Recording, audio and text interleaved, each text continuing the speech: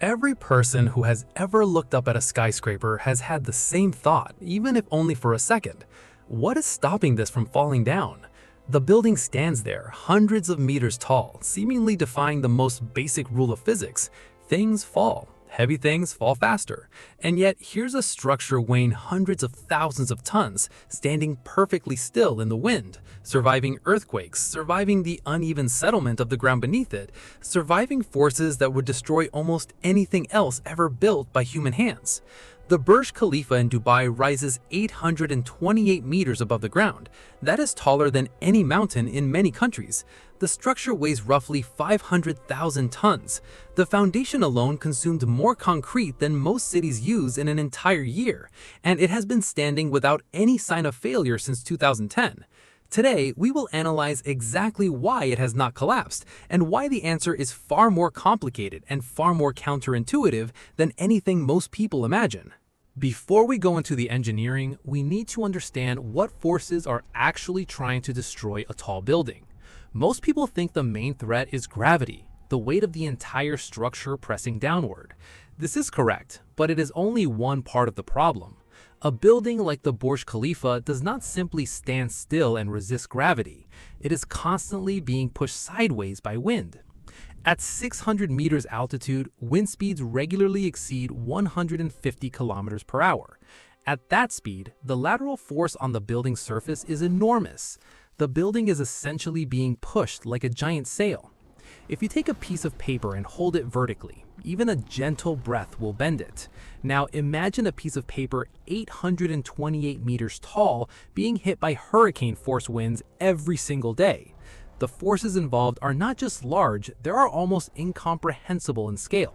And unlike gravity, which acts straight down and is easy to predict, wind changes direction, changes speed, and creates turbulence that behaves in ways that even the most advanced computer models cannot fully simulate. There is also the problem of resonance. Every physical object has a natural frequency, the speed at which it naturally wants to vibrate. When an external force matches that frequency, the vibrations amplify. This is how a wine glass shatters when a singer hits the right note. This is how bridges have collapsed when soldiers marched across them in step. A skyscraper swaying in the wind is constantly in danger of entering resonance with wind patterns.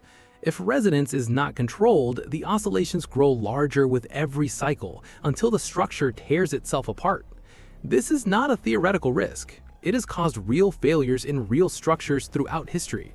The engineering solutions that prevent resonance in modern super tall buildings are some of the most sophisticated mechanical systems ever designed for any structure on Earth. Then there is the ground itself. Cities are not built on uniform solid rock. The soil beneath a major city is layered, inconsistent, sometimes wet, sometimes shifting. The weight of a 500-ton building pressing down on this soil would cause it to compress and settle unevenly. One side sinking faster than the other would tilt the building. A tilt of even half a degree at the base translates to several meters of displacement at the top. The Leaning Tower of Pisa is a famous example of what happens when foundation settlement is not controlled. It leans at nearly 4 degrees. Now imagine an 828-meter building leaning at 4 degrees. The top would be displaced by almost 60 meters from vertical. The structural stresses that would create are beyond what any known material could survive. The solution that engineers use for the foundation of a super tall building is called a mat foundation, combined with deep piles. For the Burj Khalifa, engineers drilled 192 concrete piles into the ground, each one 1.5 meters in diameter and 50 meters deep. These piles reach down through soft upper soil layers until they find solid bearing rock or dense sand capable of supporting the load. On top of these piles, a continuous concrete mat was poured, 3.7 meters thick, covering the entire footprint of the building. This mat distributes the weight of the structure evenly across all 192 piles simultaneously. No single pile carries a disproportionate load. No section of soil is asked to bear more than its capacity. The entire foundation acts as a single unified platform, as if the building were standing on a table supported by 192 legs instead of 4. The concrete itself required special engineering. Standard concrete hardens by reacting with water in a chemical process that releases heat. For a matte foundation 3.7 meters thick, the volume of concrete is so large that the heat generated cannot escape fast enough. The interior of the mat would reach temperatures high enough to crack the concrete from the inside. To solve this, engineers replace part of the cement with fly ash, a byproduct of coal combustion that reacts more slowly and generates far less heat. The concrete was also chilled before pouring by cooling the mixing water with ice. The foundation pour took 21 continuous hours using 110 concrete mixer trucks working without stopping. By the time the pour was complete, engineers had placed enough concrete to fill 17 Olympic swimming pools. The structure of the building itself is based on a concept called the buttressed core.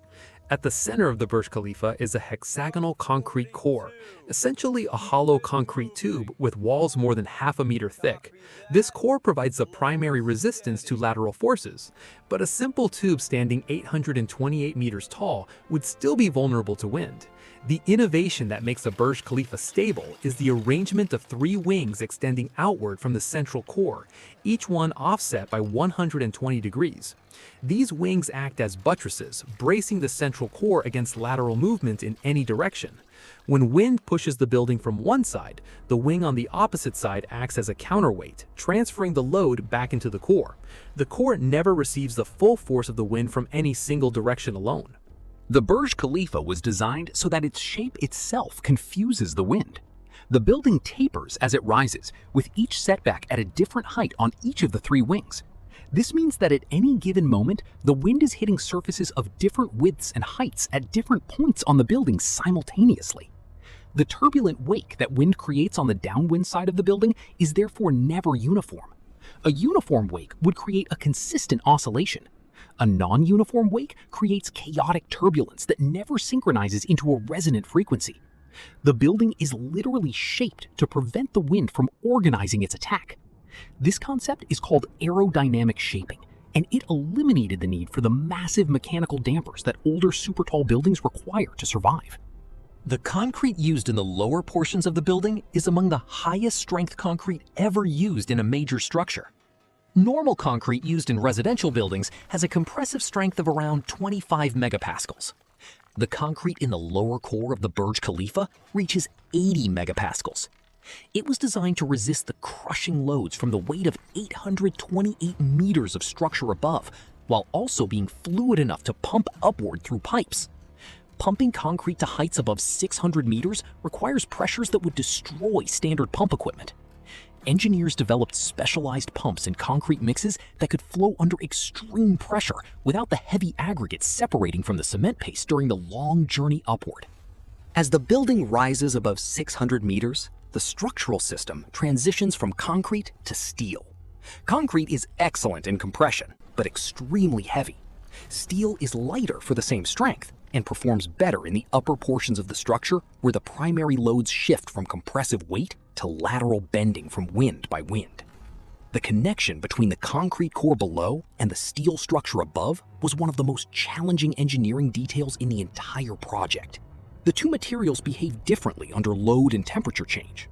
Engineers spent years developing and testing this single connection detail before a single piece of steel was fabricated. The Burj Khalifa does move. On a windy day, the top of the building sways approximately 1.5 meters from its center position. This is not a failure, it is intentional. A completely rigid structure would accumulate stresses until something broke. A structure designed to flex absorbs energy and releases it harmlessly as movement.